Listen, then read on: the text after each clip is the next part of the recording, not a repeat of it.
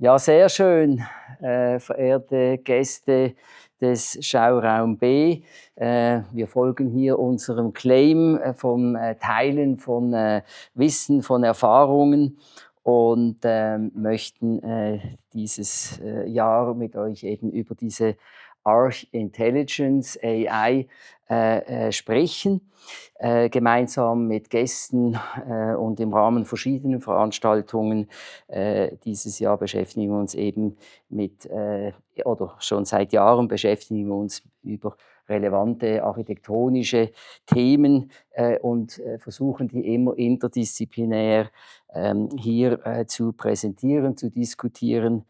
Und dieses Jahr entstand eben die aktuelle Reihe. Jetzt sind wir beim 4. Vortrag mit Professor Diepel Thomas Mokron, der heißen wird Künstliche Intelligenz verändert alles, nur nicht den Menschen. Wir sind natürlich sehr gespannt mit diesem Titel, was uns da erwarten wird. Über den Inhalt, wie wir das sehen, ist der Einsatz dieser KI in der Planung und Bauwirtschaft vielleicht noch etwas in den Kinderschuhen. Die KI kann Planerinnen und Planern bei der Entwicklung von Ideen unterstützen, natürlich enorme Datenmengen verarbeiten und Varianten generieren, komplexe Zusammenhänge sichtbar machen. Und die Debatte der KI betrifft nicht nur die Architektur in der Planung, sind also alle Planer und überhaupt immer alle herzlich willkommen, sondern eben auch Dinge wie die Stadtplanung, die Verkehrsplanung. Und die Bedenken gegenüber dieser Technologie, die wollen wir auch ansprechen, wurde auch bereits im gewissen Sinn angesprochen, bleibt. Ich glaube aber trotzdem, dass die Kreativität eben auch mit diesen Hilfsmitteln bei den Architekten und Architektinnen bleibt und unverzichtbar ist und nicht durch KI ersetzt werden, aber unterstützt werden. Und da gibt es jetzt verschiedene Inputs. Und ich denke mir, gerade weil das Thema so aktuell ist und auch gefragt wird, wie es sich in unserer Branche niederschlägt, lohnt es sich zu untersuchen, wie es die Raumplanung und unser Leben beeinflussen wird, welche Chancen die KI eröffnet und auch welche Herausforderungen sie mit sich bringt. Und ich denke mir auch, die Bedenken müssen ernst genommen werden.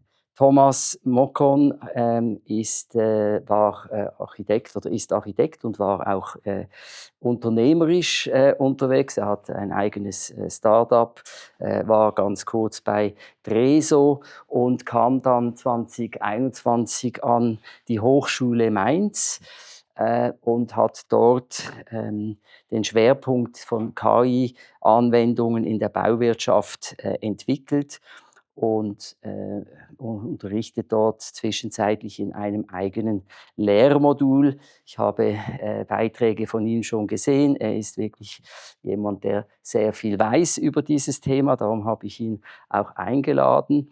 Er ist in der Hochschule Mainz Professor für Entwerfen und digitales Konstruieren und der Studiengang Leiter der Fachrichtung Architektur. Wir freuen uns sehr auf künstliche Intelligenz, verändert alles, nur nicht den Menschen. Besten Dank, Thomas.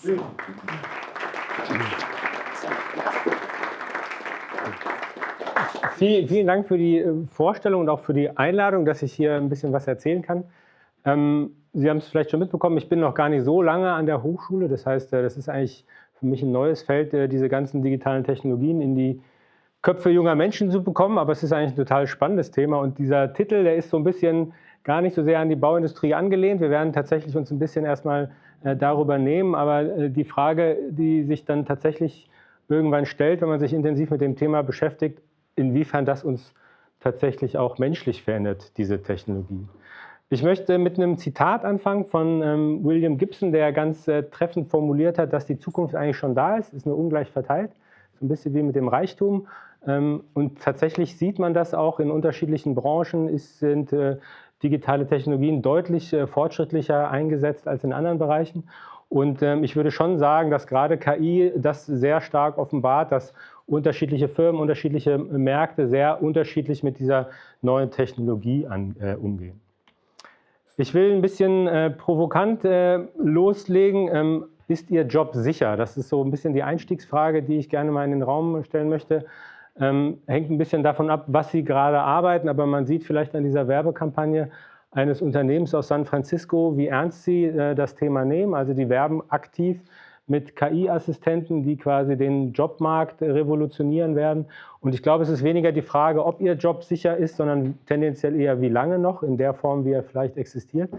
Und diese Fragestellung ist aber nicht ganz neu. Wenn man sich unterschiedliche Berichte anschaut, die tatsächlich schon aus dem letzten Jahr sind, gibt es viele Unternehmensberatungen, die eigentlich ganz klar prognostizieren, dass KI und Automatisierung sehr stark den Jobmarkt umwälzen werden. Da gibt es unterschiedliche Zahlen von 300 bis 800 Millionen Arbeitsplätzen, die tatsächlich weltweit diskutiert werden. Und ich habe jetzt mal ganz aktuelle Zahlen aus dem deutschen Arbeitsmarkt mitgebracht.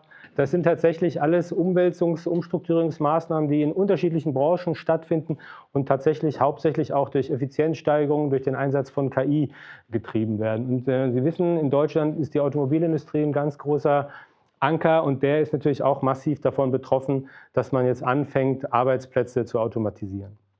Es gibt eine ganz andere Studie von der Unternehmensberatung Accenture, die waren auch relativ frühzeitig bei diesem Thema dabei, sich unterschiedliche Berufsbilder anzuschauen, um zu gucken, wie stark sind denn potenziell Berufsbilder von KI betroffen, hinsichtlich Automatisierung oder auch hinsichtlich Unterstützung. Und was man sehr schnell sieht, ist, dass viele eigentlich sehr attraktive Berufsbilder auch tatsächlich sehr stark von Automatisierung betroffen sind. Also allen voran die Juristen haben tatsächlich eigentlich das größte Automatisierungspotenzial, was auch von der Unternehmensberatung entsprechend identifiziert wurde. Ich möchte gerne einen kleinen Blick in die Baubranche wagen und mal gucken, wie tickt denn unsere Baubranche. Es gibt da eigentlich ein paar ganz nette Studien, die uns sagen, wie zum Beispiel jetzt das Royal Institute of British Architects tickt. Also es ist eine der größten Architektenvereinigungen und die führen seit 2 Jahren Umfragen durch, wie denn da so das Befinden ist. Und tatsächlich gibt es da relativ klare Branchenperspektiven. Also man hat identifiziert, dass KI tatsächlich dazu beiträgt, den Job zu imitieren und was auch ganz klar adressiert wird, dass KI tatsächlich Menschen befähigt, Gebäude zu planen, die eigentlich gar keine Ahnung von der Gebäudeplanung haben. Das ist zumindest identifiziert worden. Und auch die unteren beiden Punkte ist zumindest jetzt eine These, die von den Architekten gewagt wird. Man ist zu 94% überzeugt, dass KI keine menschliche Kreativität ersetzen wird. Das ist jetzt erstmal nur eine offene Fragestellung, die will ich gar nicht so sehr beantworten. Aber man ist sich da sehr sicher, dass die KI uns diese Kreativität nicht rauben wird, was ich aber tendenziell eher in Frage stellen würde. Genauso wie die Tatsache, dass KI keine professionellen Einschätzungen liefern kann. Auch das ist etwas, was so ein bisschen angstgetrieben ist. Gleichzeitig ist die Erwartungshaltung, ich würde mal sagen, relativ hoch. Also das ist zumindest im Bereich der Dekarbonisierung und auch im Bereich Building Performance, da hat man relativ hohe Erwartungen, die tatsächlich auch von Jahr zu Jahr steigen. Im Bereich Gestaltung sinkt tatsächlich die Erwartungshaltung, zumindest jetzt in der Studie, weil man offensichtlich festgestellt hat, dass diese ganzen Bildgeneratoren zwar tolle Bilder machen, die aber eigentlich gar nicht wirklich baubar sind. Das ist eigentlich so ein bisschen das Spannende aus dieser Studie. Gleichzeitig gibt es so diese klassischen Digitalisierungsthemen in der Baubranche, das wird in der Schweiz nicht anders sein. Man hat irrsinnig viele tolle Technologien, Simulationen, Robotik, Laserscanning und eben auch KI-Technologien. Das ist dieser große rote Balken, das sind diese großen Potenziale, die man diesen Technologien zuspricht, aber tatsächlich ist das Gap in vielen Bereichen sehr, sehr groß. Also gerade was KI-Technologien angeht, schätzt man große Potenziale, aber man hat eigentlich so gut wie gar keine Fähigkeiten. Das ist eine Studie, die aus diesem Jahr kommt und da gibt es auf jeden Fall einen relativ großen Nachholbedarf. Kommen wir zu einem kurzen Überblick in der Baubranche, bevor wir uns mit den anderen Themen noch beschäftigen. Also ich habe das mal hier so benannt, Disruption ist kein Zufall, sondern quasi Konsequenz. Also ich glaube, wir erleben gerade in der Baubranche in vielen Bereichen große Disruptionen. Also klassische Disruptionen waren Airbnb oder Netflix, wo tatsächlich komplette neue Businesskonzepte eine Branche umgewälzt haben. Und ich glaube, so etwas Ähnliches wird uns in der Baubranche auch passieren.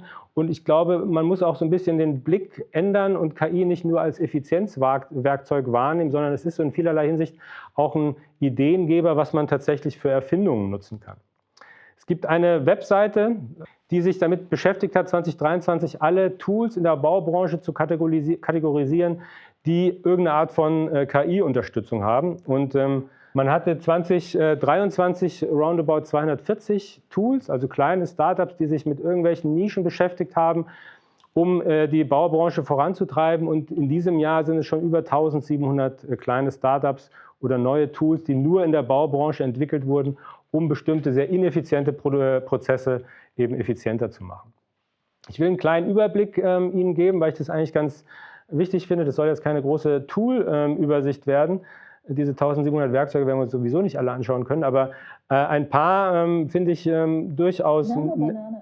Also Nano Banana hat so einen lustigen Namen, ist aber eine Entwicklung von Google Studio.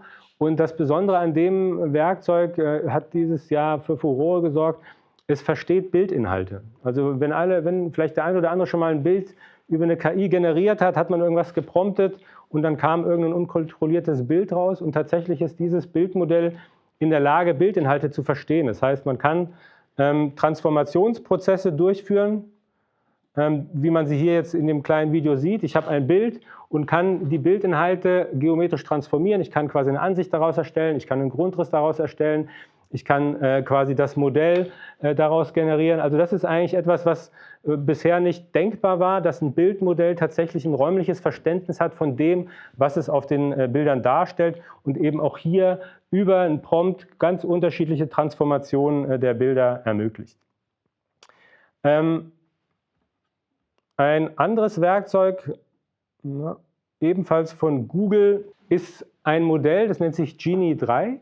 Und das ist insofern noch kein nutzbares Produkt, aber es zeigt so ein bisschen, wo die Reise hingeht, weil man hier in der Lage ist, ein konsistentes Raummodell zu erzeugen. Das heißt, ich kann die KI mit einem Prompt ausstatten, ich will ein bestimmtes Szenario schaffen, wie jetzt hier vielleicht ein Skifahrer oder ein Helikopterfahrer, und das 3D oder das Bildmodell schafft mir einen konsistenten Raum, in dem ich mich auch bewegen kann.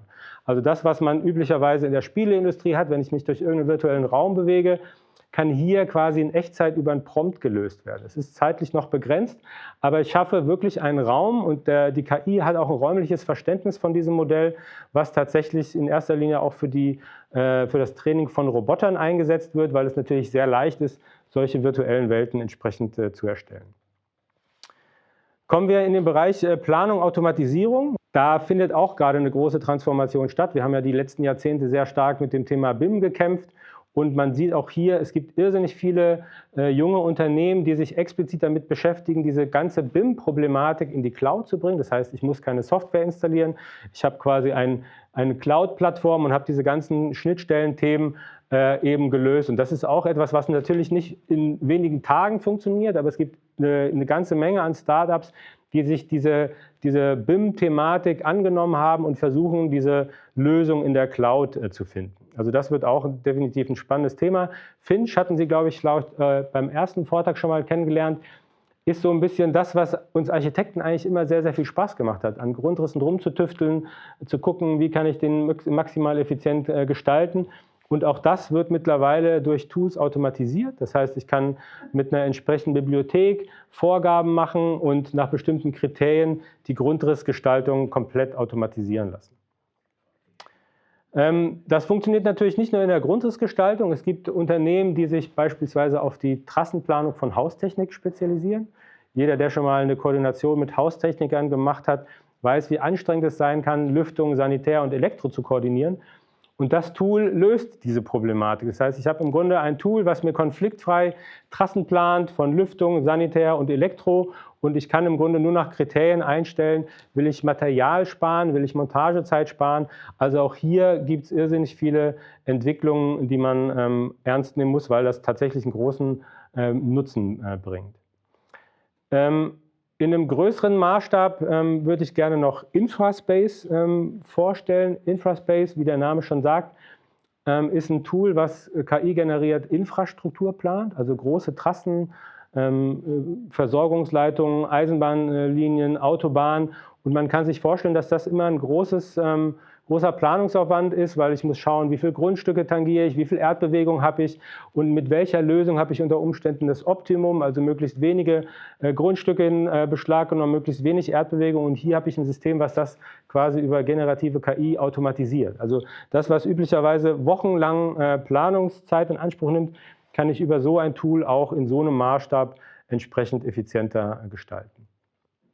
Das war so ein bisschen der Überblick zu den Planungstools. Ich will ein kleines Projekt vorstellen, weil es um Wertschöpfungsketten geht. Ich glaube, das ist so ein spannendes Thema im Architekturbereich, dass man eigentlich sich so ein bisschen lösen muss von diesen klassischen Leistungsphasen, die wir eigentlich immer versuchen einzuhalten. Hier gibt es ein Unternehmen, was quasi die komplette Architekturleistung, also die serielle Sanierung von Gebäuden, aus einer Hand anbietet. Das heißt, es werden Gebäude 3D gescannt, man geht zur Kommune, kann man quasi konkretes Angebot machen für die serielle Sanierung und inklusive Fertigung, Planung kommt alles aus einer Hand. Das heißt, ich habe hier keine unterschiedlichen Planungsdienstleister, unterschiedliche Gewerke, sondern ich habe ein Unternehmen, was quasi seriell Gebäude saniert, natürlich nur für einen spezifischen Anwendungsfall, aber eigentlich ein sehr spannender Ansatz, mit diesen Technologien völlig neue Wertschöpfungsketten zu entwickeln. Kommen wir in den Bereich Sprache, Natural Language Processing, also quasi alles, was wir mit natürlicher Sprache machen können. Ich glaube, das ist das, was eigentlich so der Schlüssel für diese Disruption dieser Technologie ist, weil das tatsächlich jedes kleine Kind im Grunde benutzen kann, was in der Lage ist zu sprechen. Und auch hier gibt es leider sowas wie den Albtraum eines Architekten, quasi Chatbots, die ich nutzen kann, indem ich quasi die Anforderungen für mein Haus beschreibe, wie viel Badezimmer ich haben möchte, wie groß mein Schlafzimmer, mein Wohnzimmer sein soll. Und die KI generiert mir auf Grundlage einer Datenbank ein fertiges Gebäude, was ich dann auch inklusive Bauantrag und Ausschreibung direkt zum Download bekomme. Also das ist quasi in Anführungsstrichen der Wettbewerb, mit dem wir uns auseinandersetzen müssen. Wie gut das am Ende funktioniert, das entscheiden auch nicht wir. Ja? Also das entscheiden dann am Ende andere. Aber das sind die Entwicklungen, die tatsächlich stattfinden. Eine ganz pragmatische und sinnvolle Entwicklung im Bereich Sprache sind automatisierte Bauvertragsprüfungen. Also überall, wo Sprache zum Einsatz kommt, macht es natürlich Sinn, da Inhalte oder Daten zu bündeln. Es gab letztes Jahr dieses Projekt von Implenia und Legatus, die diesen Vertragsprüfer entwickelt haben, der tatsächlich in der Lage ist, die ganzen Bauverträge zu prüfen, konsistente Standards herzustellen und auch sicherzustellen, dass potenzielle Risiken im Vorfeld ausgeschlossen werden. Ein anderes Thema, was so in den Bereich Befähigung geht, fällt unter den Bereich Vibe-Coding. Wer von Ihnen hat schon mal das Thema Vibe-Coding gehört, irgendwann mal? Einige wenige ist tatsächlich die umgangssprachliche Definition dafür, dass wir jetzt alle Programmierer geworden sind. Also mit einem Schlag können Sie Spiele programmieren, Sie können Automatisierung programmieren und zwar nur, indem Sie das formulieren. Also Sie müssen nicht irgendeine Programmiersprache können, sondern Sie formulieren explizit Ihre Anforderungen. Sie können beispielsweise wirklich ein Spiel programmieren, zum Beispiel Tetris, Pac-Man nach bestimmten Vorgaben und dann läuft im Grunde im Hintergrund dieser AI-Code-Editor, der Sie befähigt, Programme zu entwickeln. Also auch das ist etwas, was eigentlich völlig ein neues Feld uns eröffnet, weil wir nicht mehr angewiesen sind auf irgendwelche Softwareentwicklungsunternehmen, die irrsinnig viel Geld in Anspruch nehmen, die lange Entwicklungszeiten haben. Das funktioniert natürlich nicht im Großen im Moment, aber in kleinen Automatisierungsaufgaben funktioniert das schon sehr, sehr gut. Und das ist etwas, was für mein Empfinden total spannend ist, weil viele Randdisziplinen auf einmal auch für uns Architekten interessant werden. Auch lokale Sprachmodelle, also Sprachmodelle haben Sie jetzt, glaube ich, in den letzten Veranstaltungen schon häufiger gehört, finden ja in der Regel im Internet statt. Das ist immer so ein sensibles Thema, weil sie formal, ich gehe mal davon aus, dass jeder von Ihnen die Bedingungen von OpenAI und Google Gemini gelesen hat, wenn Sie diese Chatbots benutzen, Sie dürfen ja eigentlich keine Dokumente hochladen, für die Sie keine Urheberrechte haben. Wird natürlich trotzdem gemacht. Ja. Und wenn man hier tatsächlich in einem sensiblen Bereich ist mit Unternehmensdaten, dann gibt es auch die Möglichkeit, mittlerweile lokale LLMs zu installieren, um sicherzugehen, dass keine der sensiblen Daten irgendwo in die Cloud ausgelagert werden. Und auch das ist ein Fortschritt, der im letzten Jahr stattgefunden hat. Das heißt, man hat tatsächlich die Möglichkeit, diese Large Language Models auf einem eigenen Laptop laufen zu lassen. Ich würde diesen ganzen Themenblock mal so zusammenfassen. Das ist, glaube ich, ganz treffend formuliert, dass man mittlerweile mit KI eigentlich die ganze Ausführung auslagern kann und unsere Fähigkeiten skaliert werden mit den Themen, die ich eben genannt habe. Und dass tatsächlich gar nicht mehr die Technik das Problem ist, sondern eigentlich eher unsere Vorstellungskraft. Also das, was wir uns vorstellen können, was denkbar ist, also das, was wir gemeinhin als Kreativität bezeichnen, das ist eigentlich mittlerweile das große Gut, weil es nicht mehr darum geht, ob ich irgendeine Software beherrsche oder ob ich eine Programmiersprache kann, weil ich im Grunde mit den Tools mehr oder weniger zu allem befähigt werde. Kommen wir zum nächsten Bereich, der für mein Empfinden auch oft missverstanden wird, dass man bei der KI, haben Sie bestimmt auch schon häufiger gehört, von einer sehr transformativen Technologie spricht. Und ich finde dieses Bild von der Raupe und dem Schmetterling eigentlich total passend, weil die Raupe völlig andere Sachen kann als dann auf einmal der Schmetterling, der dann fliegt. Und ich glaube, so muss man sich das auch mit der KI vorstellen, dass man hier eine Entwicklung hat wie beim elektrischen Strom. Als man den elektrischen Strom hatte, war man froh, dass man Licht damit erzeugen kann. Wenn man sieht, was man heute damit macht, ist das so ein bisschen die Metapher, die ich, glaube ich, auch für KI einsetzen würde, dass man hier ein völlig neues Werkzeug entwickelt hat und eben nicht nur eine reine Effizienzmaschine. Ich habe Ihnen ein paar Zahlen mitgebracht, die das Ganze so ein bisschen stützen sollen. Wirtschaftsdaten sind uns jetzt, glaube ich, nicht allen geläufig, aber was hier tatsächlich interessant ist, wir haben oben die klassischen disruptiven Ereignisse, beispielsweise die Dotcom-Blase, die Entwicklung von Social Media und die ganzen anderen digitalen Themen, die tatsächlich bei den großen Ländern wie USA und China maßgeblich zu einem Gewinn des BIP beigetragen haben, während diese klassischen Industrieländer Japan und Deutschland eigentlich gar nicht von diesen digitalen Transformationen partizipiert haben, sind quasi nur Konsumenten. Aber hier sieht man eigentlich sehr deutlich, wie diese digitalen Transformationen die Bruttoinlandsprodukte gesteigert haben. Ähnliches Thema, aber von einem anderen Hintergrund. Es ist eine Statistik, ich habe leider keine passende zur Schweiz gefunden, aber in den meisten europäischen Ländern kann man sehen, dass in den letzten 2 Jahrzehnten die Produktivität nachweislich abgenommen hat. Gibt es unterschiedliche Thesen, woran das liegt? Meine persönliche These ist einfach die gesteigerte Bürokratie und der irrsinnige Verwaltungsaufwand, den man sich leistet, weil das in der Regel keine besonders produktiven Jobs sind. Das sind Verwaltungsjobs, Bürokratiejobs, die tatsächlich nachweislich für mein Empfinden dazu beitragen, dass wir eine deutliche Reduktion in der Produktivität haben, was eigentlich auch dafür spricht, dass man in diesen Bereichen unter Umständen KI einsetzen sollte. Ein, wie ich finde, prima Beispiel für Transformation ist gerade das, was in der Forschung stattfindet. Wir hatten uns gerade eben schon darüber unterhalten. Ich glaube, die Forschung ist eigentlich der erste Bereich, der die Potenziale von KI erkannt hat. Wir haben vor ein paar Jahren AlphaFold kennengelernt, die im Grunde in der Lage sind, Proteinfaltungen zu simulieren, etwas, was eigentlich undenkbar war. Dafür gab es dann auch den Nobelpreis. Wir haben mittlerweile ebenfalls Tools von Google DeepMind, die in der Lage sind, Kristalle zu entwickeln, die tatsächlich unter Umständen viel effizienter in Batterien oder in Solaranlagen eingesetzt werden können. Auch das, diese Materialwissenschaft ist was völlig Neues, was auf einmal möglich wird. Oder auch mit AlphaEvolve werden auf einmal Algorithmen, die man seit Jahrhunderten verwendet, um 20% effizienter, weil die KI quasi zu neuen Lösungen beitragen kann. Also das ist eigentlich so ein bisschen das Zeichen, wie transformativ mittlerweile die KI im Bereich Forschung ist. Auch das würde ich gerne mit einem einfachen oder mit 2 einfachen Sätzen mal versuchen zusammenzufassen, dass diese KI-Transformation kein IT-Projekt ist. Also ich höre das immer wieder, ja, KI haben wir, das macht unsere IT-Abteilung. Das hat für mein Empfinden überhaupt nichts damit zu tun. Also die KI ist was völlig anderes und ich glaube, da bedarf es eher eines Verhaltenswandels als irgendeiner top ausgestatteten IT-Abteilung.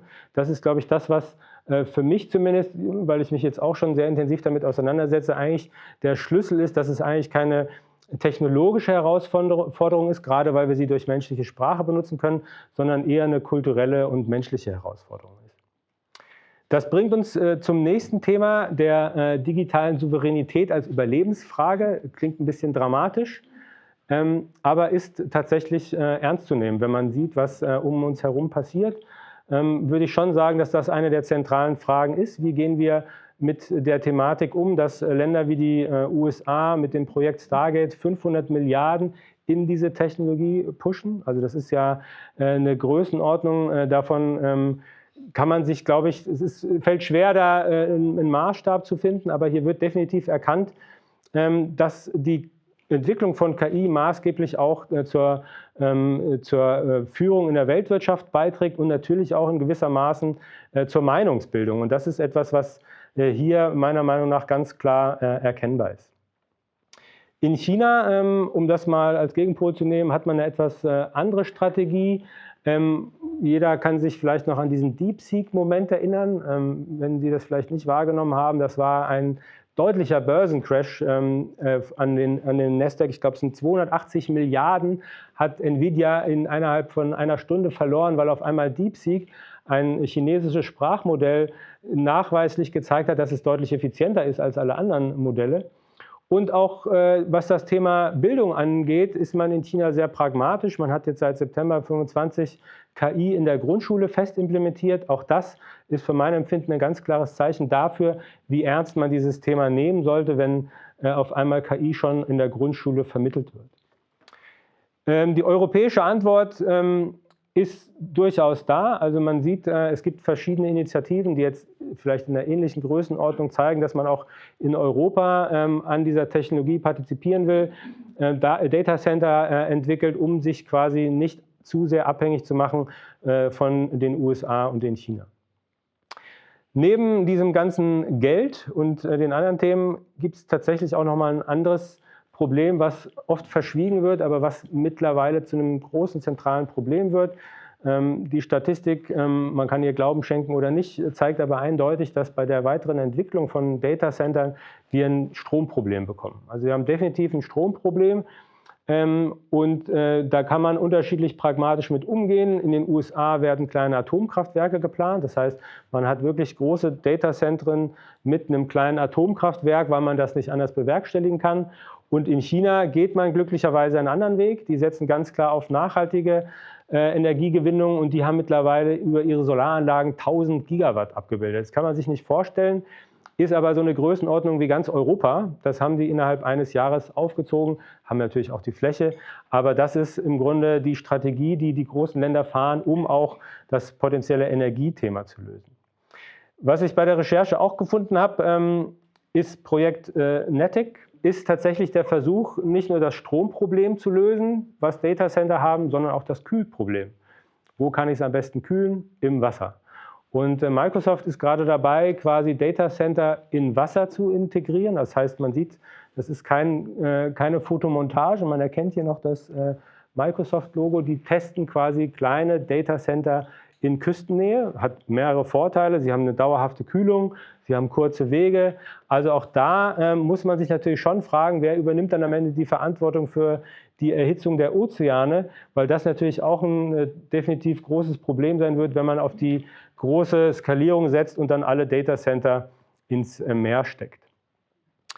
Vor dem Hintergrund ist dieser Satz, glaube ich, schon ernst zu nehmen, dass die digitale Souveränität tatsächlich eine neue Form von Freiheit ist. Also wenn man sich nicht abhängig machen will von irgendwelchen KI-Modellen, die dann irgendwo unternehmerisch eingesetzt werden, muss man, glaube ich, irgendeine Art von europäischer Lösung im Blick haben. Und das ist, glaube ich, nicht von der Hand zu weisen.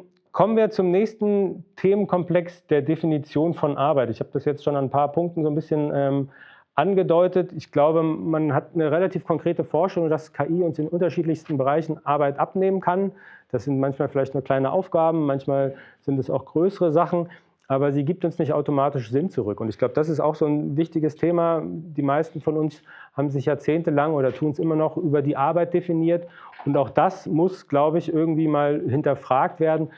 ob diese klassische Definition von Arbeit in Zukunft noch haltbar ist. Es gibt dazu eine ganz schöne Studie vom World Economic Forum. Die haben immer ganz interessante Prognosen. Also was auf der linken Seite ist, ist, glaube ich, klar. Mit 86% ist KI und Informationsverarbeitung das absolute Trendthema in Unternehmen. Was aber auch alle 2 Jahre prognostiziert wird, ist diese Mensch-Maschine-Grenze. Im oberen Balken, der jetzt November darstellt, geht man noch davon aus, dass roundabout 47% der Arbeitsleistung von Menschen erstellt wird. Und bis 2030, also keine 5 Jahre mehr, geht man davon aus, dass sich das Ganze drittelt. Das heißt, 1/3 der gesamten Arbeitsleistung wird über Technologie gelöst, das andere Drittel über Menschen und das andere dann im Grunde in einer Kombination. Und das sind roundabout 40% Arbeitsreduktion, die man im Grunde erwartet in den nächsten Jahren durch diese Automatisierung.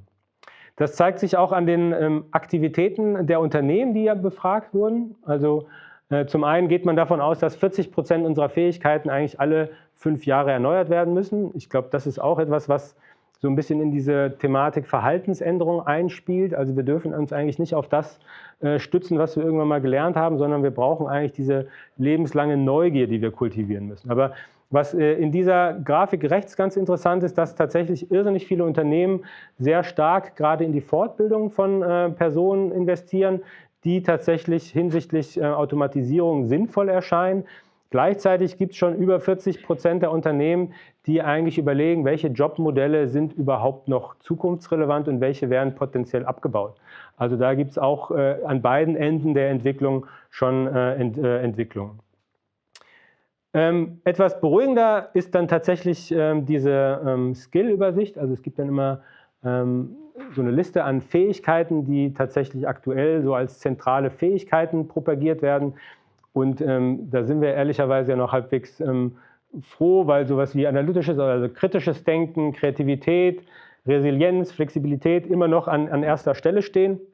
Und auch Themen wie Empathie oder Neugier und lebenslange Lernbereitschaft, das sind, glaube ich, die zentralen Skills, die man kultivieren muss.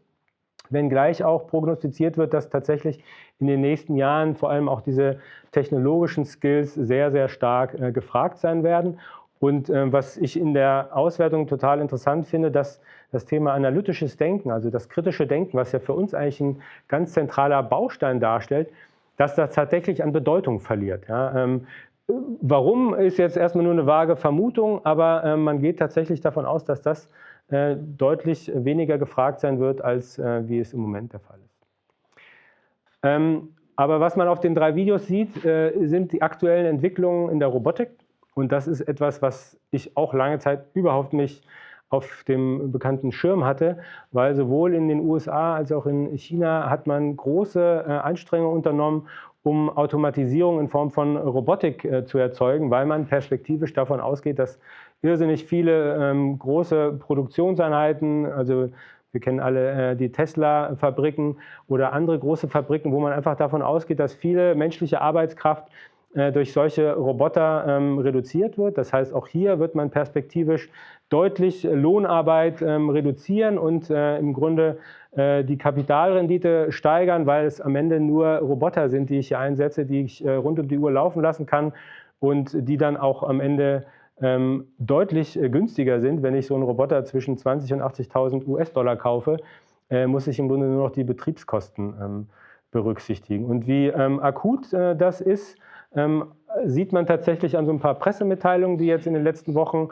durchgelaufen sind. Also Amazon hat in den USA roundabout 1,2 Millionen Menschen beschäftigt und die planen sehr progressiv bis 2033 rund 600.000 Stellen durch Roboter zu ersetzen. Also das ist schon eine Hausnummer und das wirft auch totale soziale Verwerfungen auf, weil tatsächlich diese Jobs in der Regel von Migranten belegt sind und das wird tatsächlich zu großen, wenn man das ernst nimmt, zu großen sozialen Problemen führen, wenn diese großen Personenmengen auf einmal ohne Job dastehen. Gleiches hat auch Uber angekündigt, die wollen 100.000 autonome Fahrzeuge auf den Markt bringen. Auch das ist jetzt erstmal nichts Neues. Wir kennen schon einige Unternehmen, die da sehr aktiv sind, aber diese sehr progressiven Zahlen mit 600 und 100.000 sind natürlich schon ein ganz klares Anzeichen dafür, wie wie ernst die Unternehmen diese Entwicklung nehmen.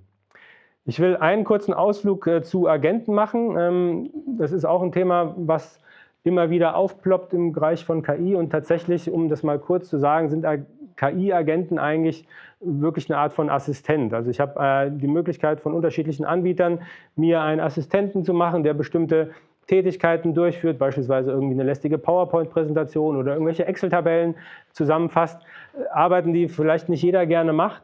Und für sowas gibt es mittlerweile auch unterschiedliche Agentensysteme. Ein Startup wirbt auch sehr progressiv damit zu sagen, ja, wir können die Hälfte der Büroarbeitsplätze mit unseren Agenten ersetzen. Das ist natürlich alles erstmal ein bisschen populistisch, aber ich glaube, das ist auch ein Thema, was total spannend ist. Und es gibt tatsächlich ganz aktuell von OpenAI ein neues Werkzeug, was sie so ein bisschen zu einem Dirigenten macht. Also sie können eine Vielzahl von Agenten erstellen für unterschiedliche Anforderungen. Sie haben dann einen sogenannten Supervisor-Agent, der dann quasi ihre Kriterien im Grunde abbildet.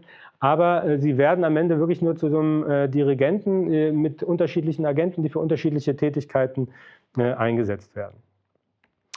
Auch das würde ich gern für Sie so ein bisschen zusammenfassen, weil ich glaube, was man so ein bisschen merkt bei den unterschiedlichen Unternehmen oder bei den Strategien von Microsoft und OpenAI, dass man eigentlich uns dazu verleiten will, die Kontrolle möglichst abzugeben, damit wir produktiver werden. Und das ist so ein bisschen das Versprechen, was man gibt. Ob das tatsächlich eingehalten wird, sei nochmal dahingestellt, aber das ist natürlich das, worauf im Moment viele Menschen anspringen, dass man mit Agenten oder mit irgendwelchen anderen Automatisierungen deutlich produktiver wird. Und das ist tatsächlich, weil wir vorhin die Zahlen gesehen haben, eigentlich auch eine ganz notwendige Maßnahme, in vielen Ländern auch entsprechend produktiver zu werden.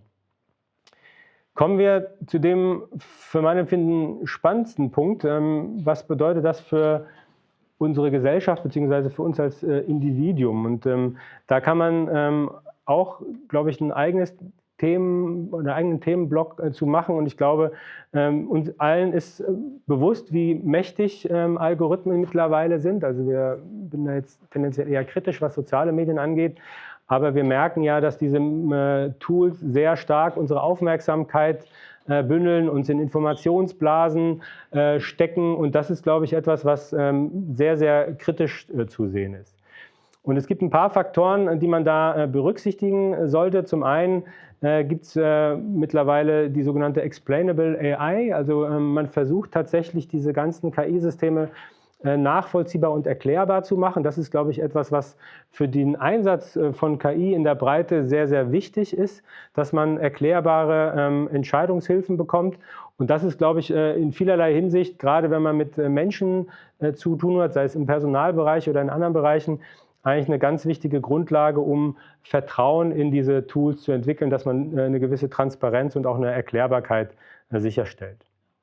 Neben der Transparenz und Erklärbarkeit taucht immer das Thema auch Bias und Fairness auf. Auch das ist etwas, was total sensibel ist, weil wir wissen, KI und LLM-Modelle arbeiten extrem mit Daten, aber wer kuratiert diese Daten? Das ist, glaube ich, etwas, was von vielen Unternehmen vielleicht gemacht wird, aber es wird nicht transparent gemacht. Das heißt, sie haben keine Ahnung, wie ihre Modelle trainiert sind. Und ich glaube, das ist eigentlich ein ganz wichtiger Schlüssel, um wirklich auch hier Vertrauen zu erzeugen, dass man Modelle hat, die ein ausgewogenes Datenmodell haben und diese Daten auch immer entsprechend reguliert oder standardisiert werden, weil KI per se erstmal keine Moral hat. Also diese Moral, die uns Menschen ja zugesprochen wird, die entwickelt sich tatsächlich auch erstmal nur durch die entsprechenden Daten, die Modelle als Grundlage haben, aber diese Fairness, so wie wir sie bezeichnen würden, ist nichts, was automatisch entsteht, wenn ich irgendeinen LLM mit jede Menge Daten füttere. Ein Beispiel, was ich gerne noch nennen möchte im Bereich Erfahrungsdaten oder Erfahrungswerte, das ist auch oft ein Thema, was wir Menschen für uns immer gerne in Anspruch nehmen. Ja, das sind ja alles nur Daten, aber meine persönlichen Erfahrungswerte, das ist ja das, was mich ausmacht und was mir tatsächlich auch einen großen Benefit bringt. Das ist sicherlich in vielerlei Fällen der Fall, aber es gab ein bekanntes Beispiel. 2017 eine Entwicklung auch von Google DeepMind, die das legendäre Spiel AlphaGo programmiert haben. Da ging es tatsächlich darum, Schach konnte man ja schon besser spielen als der Mensch. Bei dem Spiel Go hat man noch eine ganze Weile gebraucht. Und man hat im ersten Schritt AlphaGo entwickelt und tatsächlich diese KI mit Erfahrungsdaten von 3000 Jahre Menschheitsgeschichte gefüttert. Das liegt daran, dass das Spiel sehr, sehr gut dokumentiert ist in Asien. Diese ganzen Spiele hat man als Trainingsgrundlagen genommen und tatsächlich war man dann in der Lage, den damaligen Weltmeister Lee Sedol 4:1 zu schlagen.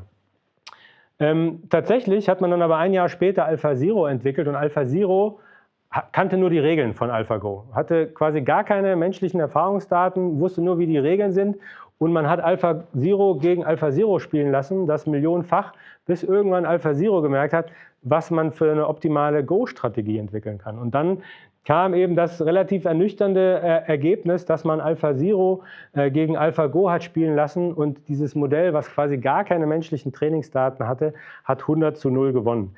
Das ist natürlich ein sehr plakatives Beispiel dafür, was uns aber so ein bisschen zeigen soll, dass auch unsere menschlichen Erfahrungsdaten jetzt nicht über alles erhaben sind, sondern tatsächlich auch immer in dem Kontext vielleicht eine gewisse Relevanz haben, uns aber auch oftmals einschränken durch gewisse Vorbehalte oder sonstige Voreingenommenheiten, die wir grundsätzlich haben. Und auch hier kann tatsächlich KI durchaus neue und kreative Antworten liefern. Ich hatte es jetzt schon angedeutet mit dem, wir brauchen Vertrauen in KI. Ich glaube, das ist ein ganz zentraler Mechanismus, den wir entwickeln müssen. Ich glaube, dieses Vertrauen ist in vielerlei Hinsicht noch gar nicht gegeben, weil man einfach nicht weiß, wie man mit dieser Technologie umgehen muss. Ich glaube, dass Transparenz und Nachvollziehbarkeit und auch ethische Grundsätze ein zentraler Baustein sind, um dieses Vertrauen in KI zu entwickeln. Aber gleichsam muss man auch ein bisschen schauen, dass Vertrauen kein technisches Feature ist, sondern es ist im Grunde eine Haltungsfrage. Wie gehe ich mit diesen Modellen um? Ist für mich Vertrauen ein essentieller Bestandteil oder gehe ich immer ein gewisses Risiko ein? Das sind die Themenbereiche, die man, glaube ich, hier diskutieren muss. Was so ein bisschen das Problem am Vertrauen ist, dass Vertrauen üblicherweise auch die Reflexion reduziert. Das heißt, wenn Sie jemandem in Ihrer Familie vertrauen und er sagt Ihnen irgendwas, dann hinterfragen Sie das seltener, weil Sie ihm halt vertrauen. Und das ist so ein bisschen das Dilemma, wenn man KI-Modelle entwickelt, zu denen man Vertrauen hat, dann neigt man tatsächlich auch zu einer geringeren Reflexion. Und das ist so ein bisschen das Ambivalente, dass man mittlerweile merkt, man ist gar nicht mehr so der selber Denkende, wenn man aktiv mit irgendwelchen Chatmodellen arbeitet, sondern man nutzt das quasi nur noch oder man ist selber quasi nur noch der Kontrolleur. Und es gibt zahlreiche Studien, die zeigen, dass KI auch zu so einer Art Denkkatalysator wird. Das heißt, wenn ich ohnehin in einem bestimmten Fachbereich schlechtes Fachwissen habe, dann verstärkt die KI tatsächlich mein schlechtes Fachwissen und ich werde noch dümmer, um es mal so zu sagen, weil ich das Fachwissen gar nicht habe, um die Antworten entsprechend einzuschätzen. Wenngleich ich quasi mit einem entsprechenden Fachwissen auch in der Lage bin, die KI so zu nutzen, dass sie mich dann tatsächlich auch kompetenter macht. Also das ist so ein bisschen dieser Katalysatoreffekt, den man ja auch dem Fernsehen zusagt. Fernsehen macht dumme Menschen dümmer und schlaue Menschen schlauer. Ich glaube, der gleiche Effekt wird bei der KI auch eintreten. Jetzt haben wir uns damit beschäftigt, wie KI unser Denken verändert. Ich finde, es ist total spannend, auch zu der für mein Empfinden wichtigsten Frage zur KI zu kommen. Ist natürlich jetzt ein bisschen philosophisch angehaucht, wird künstliche Intelligenz ein Bewusstsein entwickeln? Die Frage ist nicht so aus der Luft gegriffen, wie das scheint. Es gibt die ganz klassischen Ja- und Nein-Lager. Nein ist, glaube ich, für jeden erstmal naheliegend, dass man denkt, die KI hat ja eigentlich gar keine Ahnung von Gefühlen oder wird auch nie in der Lage sein, ein Bewusstsein zu entwickeln, weil sie ja am Ende nur so ein stochastisches System ist, was mit einer gewissen Wahrscheinlichkeit das nächste Wort vorhersagt. Das ist zumindest eine Theorie. Der kann man Gefallen schenken, aber ich finde es durchaus interessant, dass auf der Ja-Seite zwei Nobelpreisträger sind. Das letzte Zitat, das KI bereits ein Bewusstsein entwickelt hat, ist von Geoffrey Hinton, der kürzlich den Nobelpreis bekommen hat. Und das sind ja für mein Empfinden keine besonders dummen Menschen. Und wenn die schon die Einschätzung treffen, dass tatsächlich es durchaus denkbar ist, dass KI ein Bewusstsein entwickeln kann, dann würde ich auch das für mich persönlich erstmal gar nicht so sehr ablehnen. Ja? Also ich finde diese Metapher, dass man das menschliche Bewusstsein ähnlich eines User-Interfaces auf dem Smartphone vergleicht, finde ich tatsächlich auch sehr überzeugend, weil wir ja oft in unsere internen Systeme gar nicht so sehr den Einblick haben, sondern nur mit unserem Bewusstsein arbeiten. Daraus leitet sich tatsächlich die Idee von der digitalen Spezies ab. Und auch das ist nichts, was von mir kommt. Es gibt viele, die in dem Bereich aktiv sind und merken, dass man tatsächlich mit dem Gedanken sich zumindest vertraut machen muss, was passiert, wenn tatsächlich diese KI-Entwicklung so einen Progress hat, dass man von einer Superintelligenz ausgeht. Und wenn ich von einer Superintelligenz spreche, dann muss ich davon ausgehen, dass es irgendein System ist, was deutlich schlauer ist als die gesamte Menschheit. Und das ist etwas, was eigentlich auch gerade sehr stark diskutiert wird. Es gibt einen sogenannten Humanities Last Exam, also quasi eine Vereinigung, die sich zum Ziel gesetzt hat, wirklich die komplexesten Fragestellungen der Wissenschaft zusammenzufassen und das in eine Art Benchmark-Test zu verpacken, um zu schauen, wie leistungsfähig sind denn die KI-Modelle tatsächlich. Und bislang war es so, dass die meisten Modelle sehr schwach waren. Ich habe Ihnen mal hier rechts eine beispielhafte Mathematikaufgabe dargestellt, mit der ich persönlich überhaupt nichts anfangen kann. Und mittlerweile, also Anfang des Jahres, war tatsächlich OpenAI in der Lage, 26% dieser Expertenfragen zu beantworten. Also sprich jede vierte Frage, die wirklich hochkomplex sind, extremes Fachwissen bedarf, war quasi lösbar durch diese aktuellen KI-Modelle.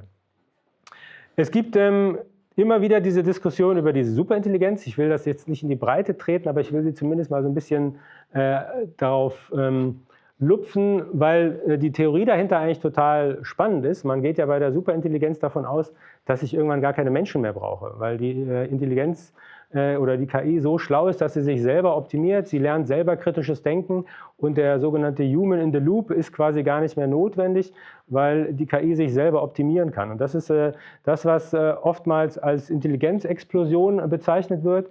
Und das Zeitfenster variiert, wenn man mit unterschiedlichen Wissenschaftlern spricht.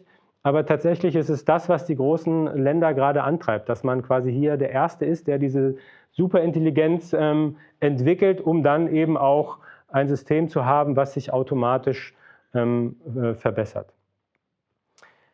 Ich habe das zusammengefasst mit dem großen Gleichmacher. Also es ist auch eine Bezeichnung, die ist nicht von mir. KI wird als der große Gleichmacher bezeichnet, weil sie tatsächlich viele Unterschiede im Bereich Wissen und Fähigkeiten ausgleicht. Also eigentlich total demokratisches Konzept. Auf einmal haben alle Fähigkeiten, alle verfügen über unmenschliches Wissen. Und es tatsächlich eigentlich jetzt eher darum geht, nicht mehr den Zugang zur Technologie, das ist gar nicht so sehr die Hürde, das sieht man auch an den Benutzerzahlen von OpenAI, sondern es geht eigentlich eher darum, dass man diese Technologie entsprechend verantwortungsvoll auch einsetzt.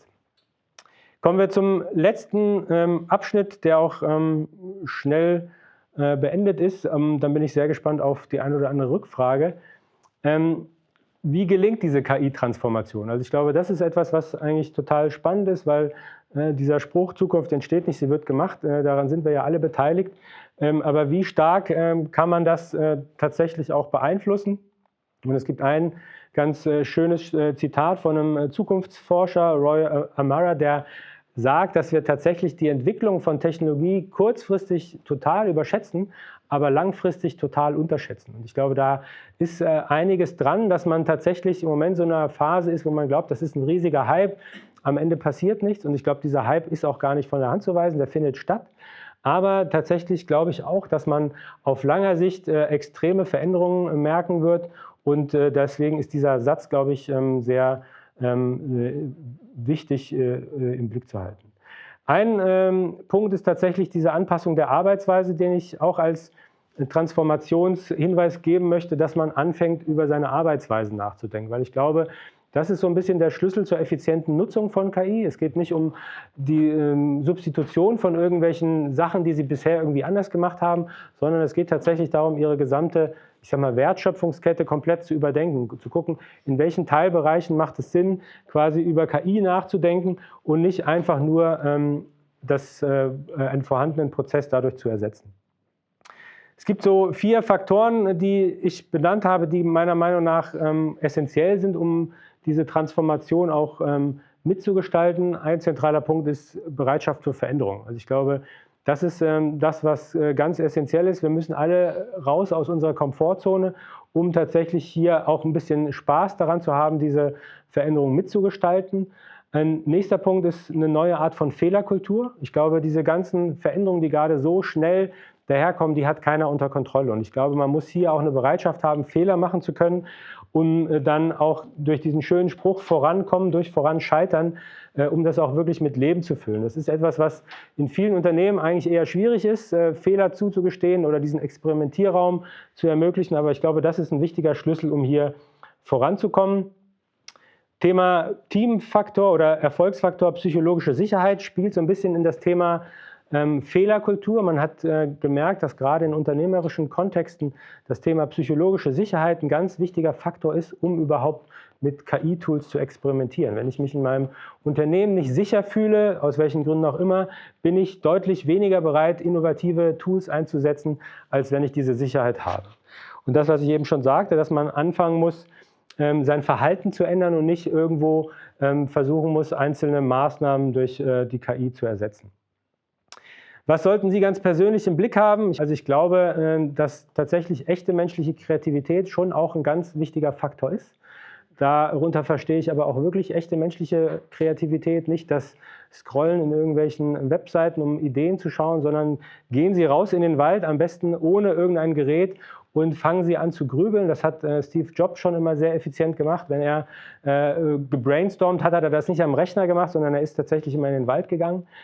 Neugier ist ein ganz wichtiger Punkt. Ich glaube, das ist nichts, was verloren geht. Das haben wir ja als Kinder, haben wir Neugier quasi in die Wiege gelegt bekommen. Es ist irgendwann verloren gegangen, aber ich glaube, das ist eine Eigenschaft, die wir kultivieren müssten. Und ich glaube, man braucht bei diesen ganzen Technologien so ein balanciertes Mindset. Also ich glaube, blinde Euphorie hilft wenig, aber auch so eine negative Grundhaltung ist ja auch nicht besonders produktiv. Das heißt, eine gewisse positive Haltung ist ja, glaube ich, ganz wichtig. Und was ganz wichtig ist, dass meiner Meinung nach bei diesen ganzen technologischen Themen auf einmal sehr offensichtlich wird, dass KI tatsächlich vor allem unsere sozialen Kompetenzen wertvoller macht und gar nicht so sehr unsere technologischen Kompetenzen. Nach all den technologischen Themen kommt natürlich die Frage, was macht uns denn eigentlich menschlich? Und vielleicht liegt die Antwort tatsächlich gar nicht in irgendeiner Technologie, sondern in dem bewussten Abschalten. Und damit würde ich, also das ist so ein bisschen der positive Ausblick. Versuchen Sie mal ein bisschen Abstand zur Technologie zu gewinnen und tendenziell eher mal mehr Zeit offline zu verbringen als online zu verbringen. Das würde ich Ihnen jetzt zum Schluss noch auf den Weg geben und freue mich natürlich auf irgendwelche Rückfragen zu was auch immer Sie da vielleicht getriggert hat.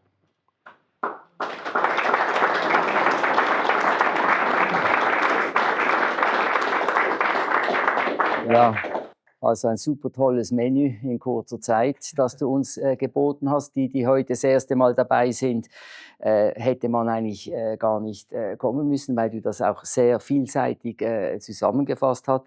Das stimmt natürlich nicht, dass man nicht hätte kommen sollen, aber wir haben ja mit dem Beruf angefangen, sind dann in diese Language-Modelle eingetaucht und über die Informatik das letzte Mal und das Programmieren in interessante Sphären gekommen und bei dir jetzt wirklich dieses ganze Oeuvre der Geschichte dieser AI, die du uns sehr super präsentiert hast.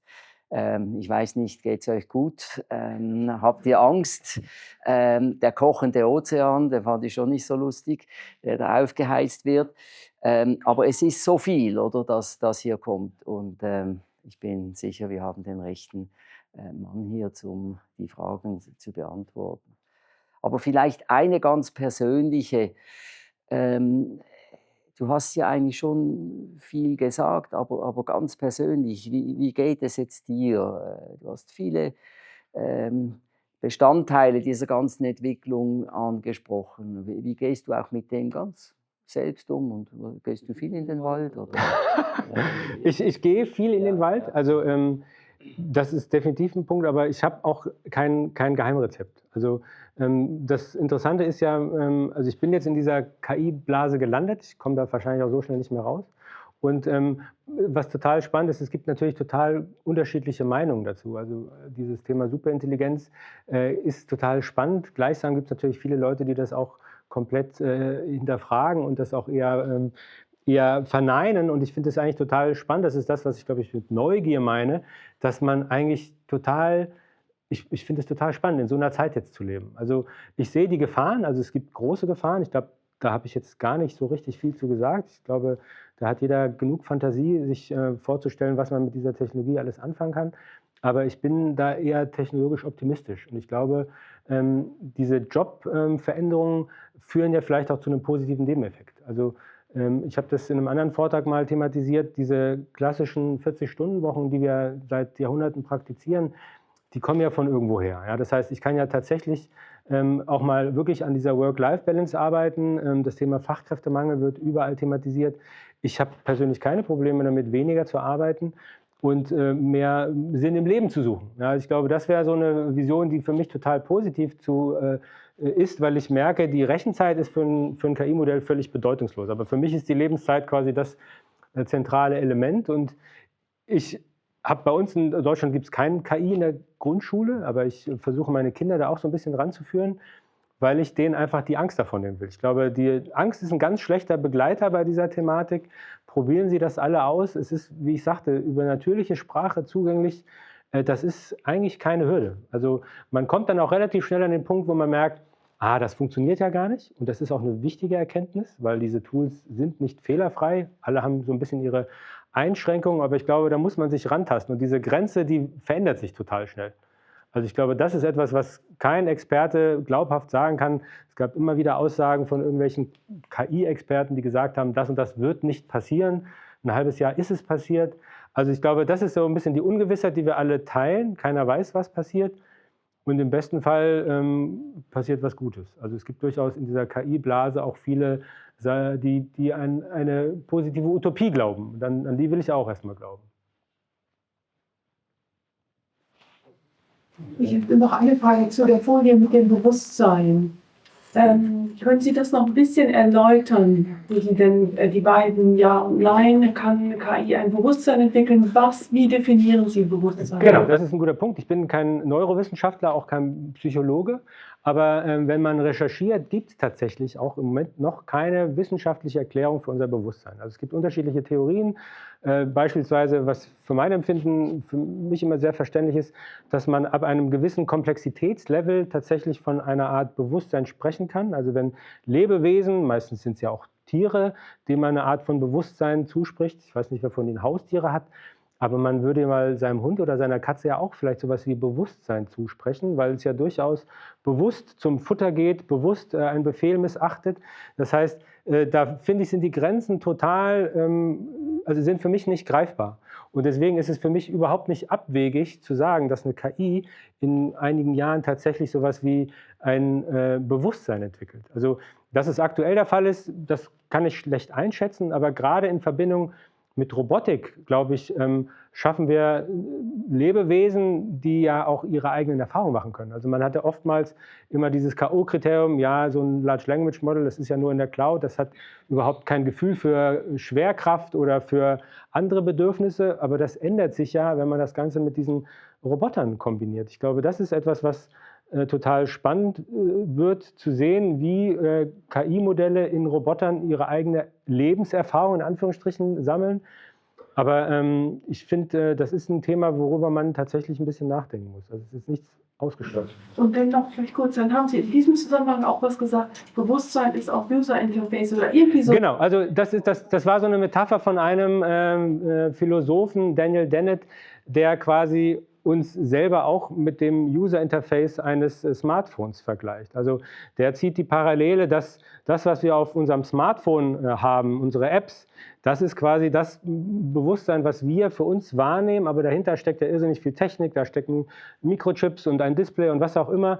Und das ist so seine Metapher für die Idee, dass tatsächlich auch KI sowas wie ein Bewusstsein hat, dass man eine Art Interface hat, mit dem man interagiert und was dann dahinter stattfindet an Hardware, das ist im Grunde das, was für uns ja auch der eigene Körper darstellt. Aber das sind Erfahrungen, aber nicht Empfindungen. Das ist ein wichtiger Punkt. Also dieses Emotionale, also da gebe ich Ihnen recht, diese Emotionen, die verbinden wir ja immer mit irgendwelchen Bedürfnissen oder Erfahrungen. Ja, also sowas wie Trauer kann man sich schwerlich vorstellen, dass das eine KI entwickelt, dieses Gefühl. Sie kann es simulieren. Sie kann es simulieren, genau. Das ist ja das, was tatsächlich extrem stattfindet, dass man das Gefühl hat, die KI ist super im Simulieren. Also es gibt ja die unterschiedlichsten, teilweise fragwürdigsten Geschäftsmodelle mit KI. Und interessant ist, dass ja vor allem sehr junge Menschen total offen sind in der Nutzung von diesen KI-Modellen und die oftmals sogar schon als Freund bezeichnen oder als Partner. Also dieses Simulieren von Freundschaft oder von Beziehung, das findet ja schon faktisch statt. Und die Frage ist ja dann immer, wie sehr muss es denn dann am Ende wirklich real sein, wenn es für die Menschen oder für die Person tatsächlich wie ein echtes Gefühl rüberkommt? Also das ist, finde ich, eine ganz schwierige Frage. Auch gerade in schwierigen Lebensphasen, in der Psychotherapie weiß man, kann es durchaus helfen. Also wenn man jemanden hat, der einem das Gefühl gibt, er ist immer für einen da, er hat tatsächlich vielleicht auch immer die richtigen Worte, das ist, finde ich, erstmal kein schlechter Gedanke. In Amerika 1/8 aller Jugendlichen brauchen oder haben ChatGPT schon genutzt, um psychologische Beratung zu haben. Und das wird massiv. Absolut. Also es gibt natürlich auch immer diese Extrembeispiele, wo dann tatsächlich ein KI-Modell irgendeinen Menschen zum Selbstmord getrieben hat. Das sind dann immer solche Sachen, die dann in der Presse auftauchen. Aber ich würde mal sagen, die Tausenden von Menschen, die KI tatsächlich vielleicht auch geholfen hat in irgendeiner brenzlichen Situation, das kann man schon auch nicht ausblenden. Und das ist das, was ich meinte mit dieser Transparenz von KI-Modellen. Wir liefern den Kindern diese Modelle. Keiner hinterfragt, wie die Daten trainiert sind, was ich da für Verzerrungen hinterlegt habe. Und das ist das, was ich mit digitaler Souveränität meine. Also wenn wir tatsächlich in Europa Modelle schaffen, von denen wir sagen können, die sind verzerrungsfrei, da gibt es keinen Rassismus und andere Themen, dann ist das ein großer Wert, den wir tatsächlich generieren können, weil im Moment sind wir ausgeliefert den KI-Modellen aus USA, aus China und wir müssen darauf vertrauen, dass sie halbwegs gut mit Daten versehen sind. Also ich finde, das ist ein ganz sensibles Thema. Aber dieses Bedürfnis von jungen Menschen, mit so einem Chatbot zu sprechen, ich finde es interessant, um es mal so zu sagen. Das wird ja alles, das habe ich mir dann gedacht, das wird ja alles abgespeichert. Genau. Ja. Und jetzt ist man auch schon so weit, dass man ChatGPT-Verläufe vor Gericht gebraucht. Also wie weit kann ich denn gehen und persönlich, also ich ändere immer den Namen. Also ich werde nie sagen, dass das ich bin. Aber wie weit ist denn das vertrauenswürdig? Also schwierig. Also das ist diese Vertrauensfrage, die kann nur jeder für sich, glaube ich, beantworten. Ich benutze es ausschließlich im Geschäftskontext oder im Bildungsbereich. Ich nutze es nicht, um private Fragen zu klären. Also dieses Vertrauen habe ich da nicht. Und tendenziell arbeite ich eher mit Dokumenten. Ja? Das heißt, ich lasse mir tatsächlich sprachlich helfen, aber diese Berührungsängste, die Kinder ja offensichtlich nicht haben, oder Jugendliche oder junge Menschen, es ist ja erstaunlich, diese Altersgruppe von 18 bis 26, das sind ja, glaube ich, die sehr, sehr starke Beziehungen zu diesen Chatmodellen aufbauen. Dieses Vertrauen habe ich nicht. Ja? Und ich finde es ja einerseits interessant, dass junge Menschen dieses Vertrauen aufbauen. Und gleichsam auch beängstigend. Aber wir haben ja diese sozialen Medien, die ja... ja, sie sind einfach so in Not. Ja, aber diese sozialen Medien ist genauso ein Experiment. Das hat man in die Welt gebracht, ja, ohne sich über die Folgen Gedanken zu machen, was für Abhängigkeiten entstehen bei jungen Menschen, was für Einflüsse die ganzen Medien haben wie Instagram, TikTok. Das war ein Experiment. Ja? Und ich finde, man hat 1, 2 Generationen mit diesem Experiment verloren, weil man jetzt auf einmal in Ländern zurückrudert und sagt, diese sozialen Medien sollten erst ab 16 oder 14 zulässig sein. Ich bin da ein großer Befürworter, weil ich glaube, Kindern mit 9 Jahren so ein Tool an die Hand zu geben, ist einfach verantwortungslos. Vielleicht noch ganz kurz ein Hinweis, der letzte Vortrag von Mena Al-Asidi, sie ist ja auf der Seite der öffentlichen Hand, also von den Unis, oder? Und ich glaube, da gibt es auch noch ein Gap, dass natürlich die Universitäten und die Zivilgesellschaft noch nicht so fest an diesen Dingen forscht, oder? Das ist halt alles bei diesen Tech-Giganten. Und die ETH zum Beispiel ist ja auch ein Teil dieser LMMs, die aufgebaut gebaut werden, die sauber sind. Und ich glaube, wir müssen irgendwie auch schauen, dass mehr Leute in die Forschung hineingehen. Und das Problem ist da das Geld. Sie hat gesagt, ich könnte 100-mal mehr verdienen. Max hat mir erzählt, die suchen, glaube ich, max 400 Leute bei Google und haben irgendwie 90 Millionen, um die zu fischen.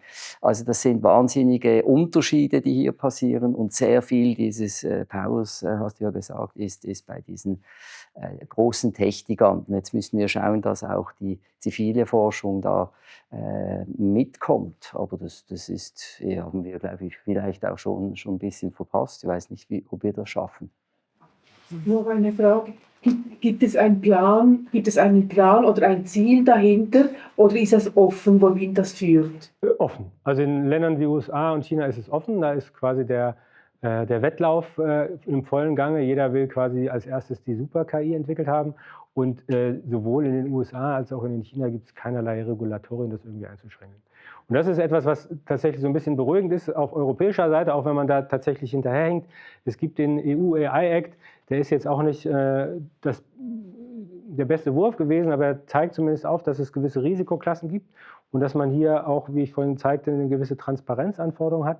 Aber das begrenzt uns natürlich in der Entwicklung. Aber ich bin auch hier eher, warte ich ab und gucke, was um mich herum passiert, als dass ich mit irgendeiner Technologie vorpresche, die ich dann irgendwann nicht mehr kontrollieren kann. Also Einhalt wird dem im Moment meiner Meinung nach nicht geboten. Bitte. Ich glaube nicht, dass die sozialen Medien ein Experiment war, sondern das war eine ganz bewusst geplante Strategie, um Milliarden zu verdienen, die psychologisch so ausgerichtet ist, dass die Menschen immer länger draufbleiben und so mit Eye-Tracking und alles. Das ist nicht ein Experiment, sondern das ist absolut, da gebe ich Ihnen recht. Das Experiment bezog sich darauf, dass man die Kinder da zu Opfern gemacht hat. Also aber ich bin da. Und Ihren Optimismus, ich weiß nicht, ob ich den teilen kann, von wegen mehr Freizeit und weniger Arbeit, das hieß es ja schon mal beim Computer. Und ich glaube, beim heutigen Verlauf von den Machtverhältnissen sind diese Leute haben nicht mehr Zeit, sondern sie sind einfach, sie gleiten in die Armut, weil sie kein Geld haben, um diese Mehrzeit eigentlich zu finanzieren überhaupt. Aber das führt ja dann quasi zu diesen Fragen nach dem bedingungslosen Grundeinkommen. Das wird ja in den Ländern schon. Das wird von allen, die Macht haben. Und die haben die Macht, das abzulehnen. Ja, aber das ist ja, ich finde, natürlich gibt es da eine Machtdiskussion, aber wenn man sich ein Land vorstellt wie die USA und auf einmal sind 50 Millionen Menschen arbeitslos, das muss sich ja irgendwie organisieren. Also es gibt ja ganz konkrete Ideen zu sagen, KI zu besteuern. Das ist ja erstmal für mein Empfinden total naheliegend, KI-Arbeit auch entsprechend zu besteuern. Also das ist ja keine Idee von mir, die kommt von Ökonomen, die ganz klar sagen, wenn es so eine massive Lohnarbeitsverschiebung gibt, muss ich KI besteuern. Alles andere wäre quasi ein Armageddon. Ja? Das ist aber die positive Version. Oder? Die negative Version ist so, dass dann eine Armee von Robotern da sind, die kontrolliert, was gemacht wird und die keine Moral haben. Oder? Und dann ist die Macht totalitär. Also das ist das Negativszenario. Und ich glaube, wo wir alle drinstecken, ist, wir sind in einem Wahn. Wir sind in diesem digitalen Wahn. Wir denken alle, wir müssen schnell, noch mehr und verpassen dabei das Menschliche, die Ethik, die Moraldiskussion, die wird einfach ausgeklammert. Und wir sind nur noch in diesem Wahn von dem Digitalen, der KI und so weiter. Und wir vergessen, dass wir Mensch sind. Und wir verlieren eigentlich den Bezug zum Menschlichen und zu menschlichen Werten. Und alles wird durch digital ersetzt. Und ich denke, die Diskussion, die findet gar nicht statt. Und das ist eine Katastrophe. Gebe ich Ihnen vollkommen recht. Und das ist das, was ich meine, dass uns der Sinn komplett verloren gegangen ist. Also wenn man durch die Straßen geht, jeder guckt in sein Smartphone, in der Bahn, jeder guckt in sein Smartphone, jeder ist in seiner digitalen Blase und keiner beschäftigt mehr sich mit sich selbst. Also das stelle ich immer wieder fest. Es gibt ja kaum jemand, der ohne Kopfhörer durch die Straße läuft. Jeder lässt sich irgendwie beschallen. Keiner hat, also ich glaube, es ist tatsächlich Angst, sich mit sich selbst zu beschäftigen, weil man das nicht gelernt hat. Und das sehe ich als große Gefahr. Da gebe ich Ihnen vollkommen recht. Das könnte man für mich auch als neue Form des Kolonialismus bezeichnen.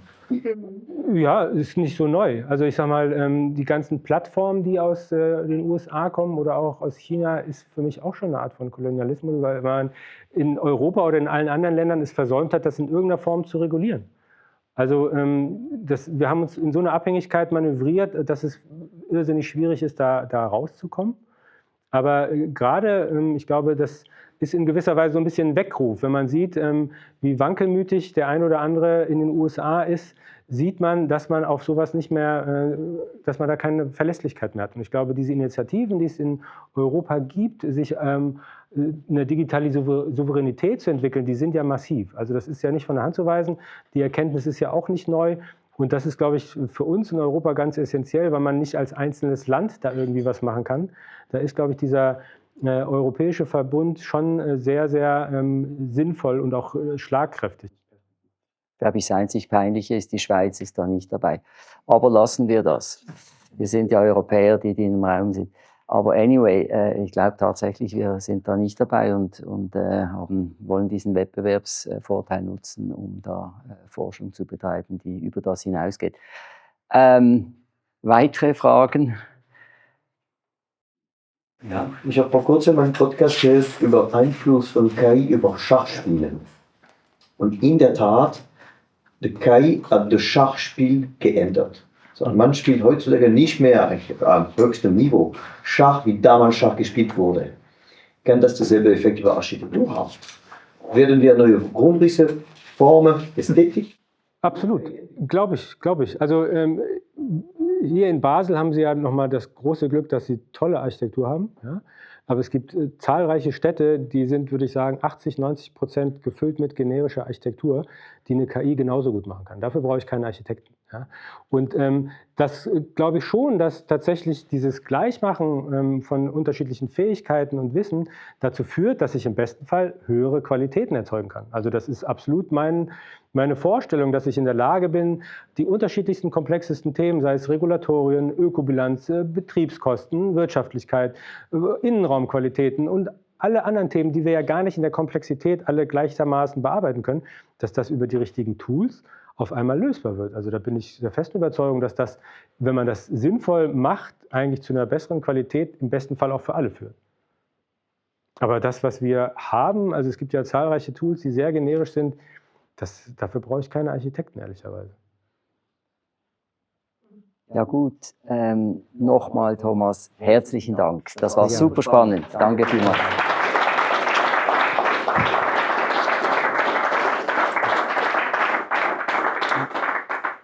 Es wird nicht noch spannender, aber in diesem ganzen Zusammensetzen wollte ich natürlich auch einer von der Industrie.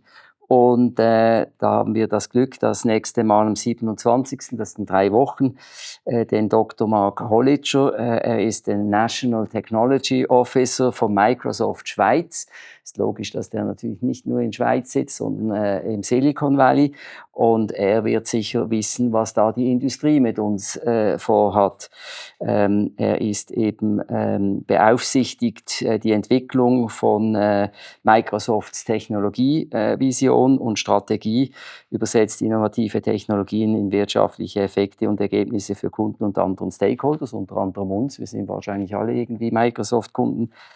Und er ist seit 20 Jahren bei Microsoft Schweiz und hatte da verschiedene Positionen. Also kommt wieder in 3 Wochen, dann haben wir diesen Aspekt auch noch abgedeckt. Und die Idee ist ja, dass wir uns dann eine gewisse Meinung und Kompetenz schaffen mit dieser Reihe. Herzlichen Dank auch Max Spielmann und Martin Schaffner, die die Transkription machen. Sorry, dass hier etwas noch mit den... Aber wir haben alles verstanden, es war so klar. Und ihr könnt diese Vorträge auch auf YouTube nachschauen. Ich wünsche allen einen wunderschönen Abend und geht in den Wald. Tschüss.